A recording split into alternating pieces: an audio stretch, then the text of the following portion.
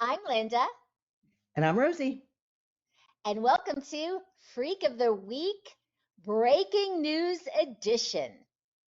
And buckle up, viewers and listeners, because this is a doozy.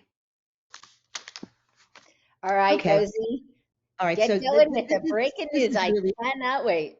this is so St. Patrick's Day has some importance for me, and so I kept a little low profile yesterday. It's the day actually that I was introduced to my husband, so my late husband. So St. Patrick's Day has always I'm a little melancholy, so I hung out and I based on some events that have been happening, I've decided to activate myself and be a little bit more proactive on the two dating apps that I'm using. So I'm following my old rules of liking at least five people a day and corresponding. So yesterday, a very attractive man reached out to me. And what was attractive to me, unfortunately, besides the fact that he's a good looking guy, is that he has no kids. So right now, I'm a little bit gun shy of men with younger children. And by younger, I mean teenagers. Breaking news. Very excited. Okay, Rosie, give us an update. So I've reactivated myself I had taken a little bit of a break from the two apps. And yesterday I started communicating with a really handsome gentleman, attractive, muscular, um, retired, no kids. Yay. Okay. I'm all about that. Um, we had a really great exchange on the app. And then I've noticed it's a glitch in Match that sometimes these conversations sort of disappear. Hmm. So, but I was still able to see him. I've seen it. It's happened to me once before. So I just gave him my phone number Okay. because I was enjoying our conversation. So he called me and He took it right to the phone. we Oh, went yeah, what right to the like? phone and we had a great conversation. He lives in Brooklyn. Uh-huh. So he was a little bit concerned that I would think he was a little too far. And he mentioned something about not driving, and I just sort of let that go. We talked for over an hour. It was really fun. He's funny. He's smart. One of the things that I liked about him, his messaging is the grammar's perfect, the spelling's perfect, the punctuation's perfect. So now I'm sort of getting like supercharged. He's in my age range, a little tiny bit younger, but once you get to a certain age, it doesn't matter. And we texted well into the early evening, at which point he said he was really tired and was going to go to bed. And I mean, it was still light out, but I'm like, whatever. I don't know anybody's personal habits. And we had no red flags, nothing. It was just amazing. And I Hmm. thought, wow, this is almost too good to be true. And he said, let's talk about our first date. We have a train station in Wilmington. As I said, he lives in Brooklyn. So obviously he's got access to public transportation. So he did tell me that he's retired. He's a Hmm. retired TV producer Hmm. and has worked for, he mentioned, he rattled it off pretty fast. We talked about sports. I told him I'm going to London to see the Phillies. Wouldn't it be fun if he went? He's a Mets fan. So we weren't all over the place, but the conversation was definitely like, hey, here's two people that are very much alike that really seem to have a great connection. So I was a little bit excited because things have been fine, but it's exciting when you connect with somebody that you feel like you're clicking with on all cylinders. Hmm. So now he's in Brooklyn. It's a gorgeous day. He said he was outside having trouble typing. Then he said, I'm going to go to the store and um, I'll be back home later and we can resume. So I'm thinking I'm going to spend the whole day. And he said, I'll call you later. So he clearly is not afraid to go to the phone, which I sort of like. Um, Hmm. so while while he is at the store, I this is the cautionary tale, listeners and viewers, that we've said to you about safety and security. I decided to do a Google search. He had also mentioned that he was a published author, but Oh, my Google search turned up something so interesting that I it created the need for this the shooting of this video. the breaking news. The breaking news is I'm I going to read the can. I'm I going to read the can. entire thing for you. I'm going to read the You entire thing. go. The headline, and so this is from November 17th, 2020 in the New York Post. So if you know it or not, the New York Post is kind of a gossip rag in New York, but they can't publish anything that's not sort of true because of, slander and Yeah. libel laws. Hmm. So is it trashy? Yeah. But is it reliable? Yeah. And do Mhm. they talk about the state of the economy? No, they don't care about the state of economy. They like trash. So the headline reads, Brooklyn ex-con busted for threatening Governor Cuomo's top aide, Melissa DeRosa. And it has a video and it has pictures, and it is the guy. I've seen all his pictures. I've sent them. I'm going to read you the article now, and Please I'll, do. I'll I'll ask in advance that you forgive the language because there is some language. So 2020, we're in the midst of COVID, right? Governor Andrew Cuomo's top aide turned the tables on a failed journalist, ex-con from Brooklyn, who became obsessed and started threatening her, the Post has learned. Melissa DeRosa, the governor's right-hand staffer and a fixture at his famous COVID-19 updates, had been getting increasingly aggressive Twitter comments from an account for months before things escalated this past weekend, sources said. That's when DeRosa, 38, started getting phone calls from a man on her personal cell, culminating with him calling her a cunt and saying, in quotes, "I'm going to slice your pussy, you murderer," end quote, sources said. It's a little bit What? under. Let me continue.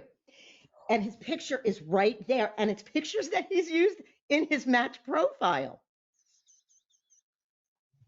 It's a little bit unnerving, the usually unflappable DeRosa admitted, according to a source familiar with the situation. And I will send you this so that you can We'll post post it. it and we'll put a link. Yes. Production work on everything from the CBS Morning News with Diane Sawyer to the NBC Today with Brent Musburger in the 1990s before being sent up the river for nearly 6 years for robbery.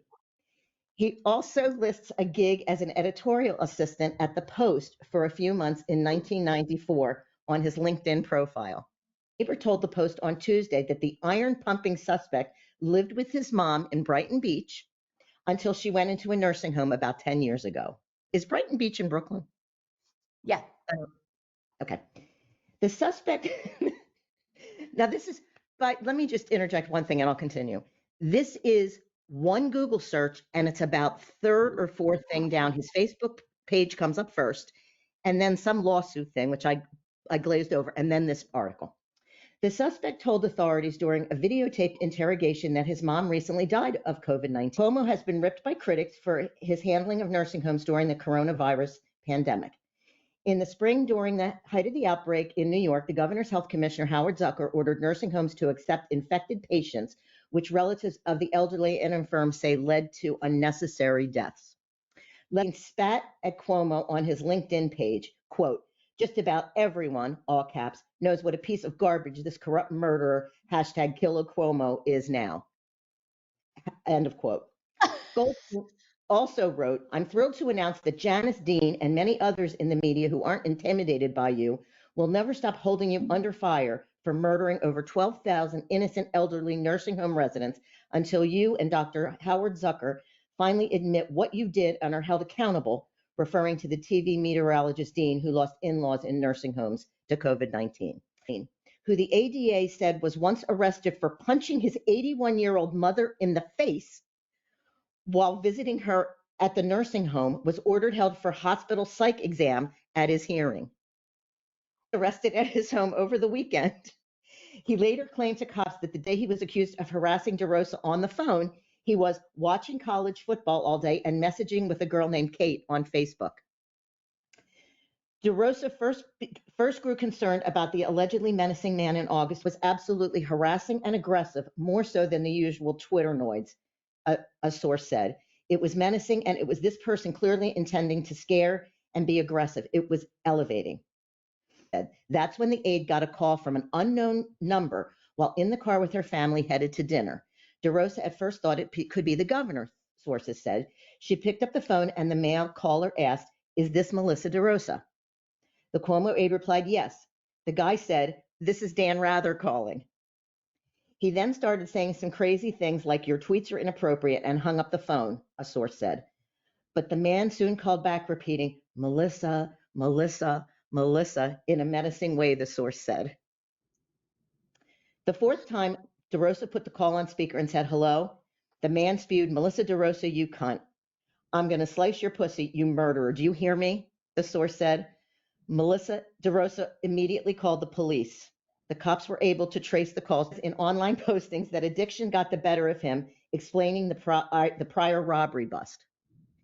When he got out of prison in 2004, the suspect, whose Facebook page includes cheesy shots of him posing like a bodybuilder, wrote a self-published book called Jew in Jail. Now, I did check that as a side note. It is on Amazon, and I will be reading it in Amazon in Kindle Unlimited. It's free. So, what have we learned from this? We have learned that a simple Google search turns up. But you Googled his, all right, hold on. You Googled his name that he's using now. That is his name. Oh, yeah. His name popped up on caller ID, which is how I knew his last name. Okay, gotcha. He Okay. called me from his house phone yesterday. All right. Okay. And he's trying, so his comedy show that he's doing an open mic night at the end of the month for those of you in the New York area. He's doing an open mic in Manhattan. And I think it's called like Jews in Jail, something like that.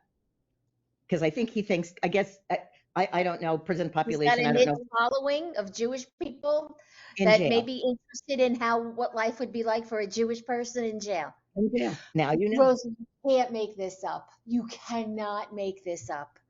You cannot make this up. All this does, my friends, our friends, is validate everything we've told you.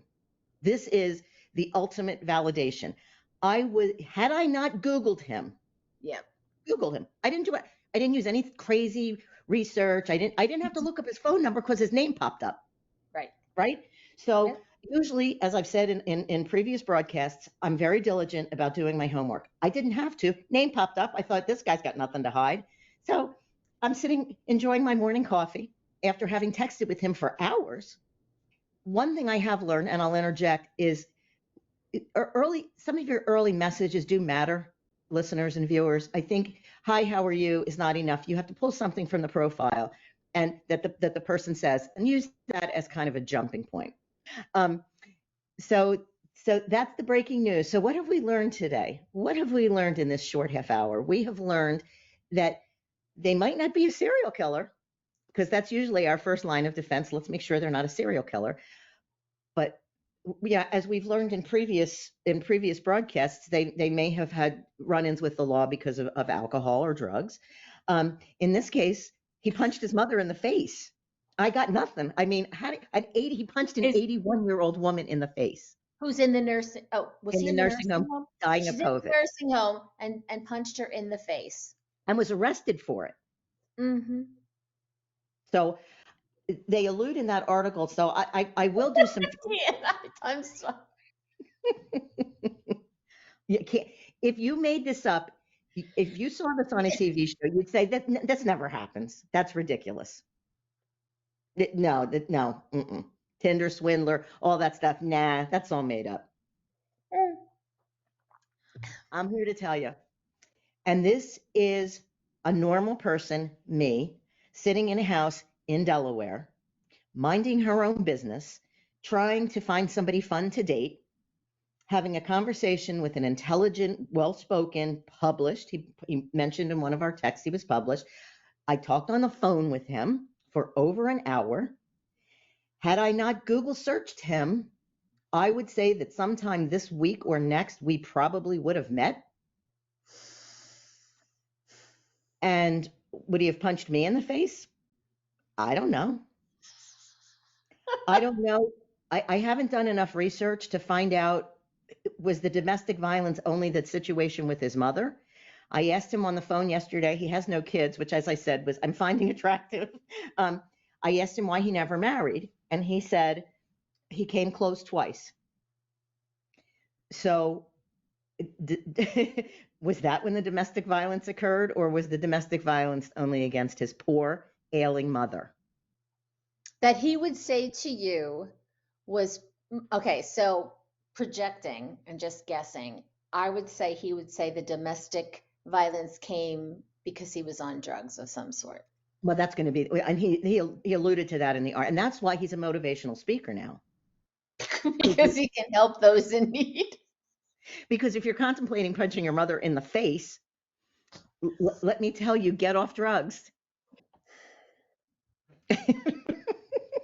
This, just when you think it can't get, that I have experienced the freaky of the freakiest, Oh freakiest no. of the freakiest. Oh No, no, no, no, this, no. this This blows it is to hell. epic freak. This is This, epic freak.